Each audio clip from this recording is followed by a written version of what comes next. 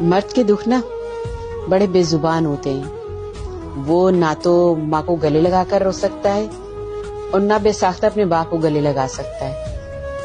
اندر سے ختم ہو رہا ہوگا مگر جب دوستوں میں جائے گا تو وہی گھل مل جائے گا. رات کی تنہائی میں اپنی کسی خواہش کا گلا گھونٹ کر صبح وہی ہنستا مسکراتا دکھائی دے گا، اور اگر روئے گا بھی تو خود کے ساتھ. مرد کی دی ہوئی قربانی محدود نہیں ہوتی، وہ تو قربان ہوتا ہی رہتا ہے. کبھی بیٹا بن کر، کبھی بھائی بن کر، کبھی شوہر بن کر تو کبھی باپ بن کر. مرد کو بھی تکلیف ہوتی ہے، اسے بھی دکھ ہوتا ہے، اسے بھی رونا آتا ہے، اسے بھی درد ہوتا ہے، وہ بھی انسان ہوتا ہے. مرد کی قربانی پہ ضرور نظر رکھا کریں.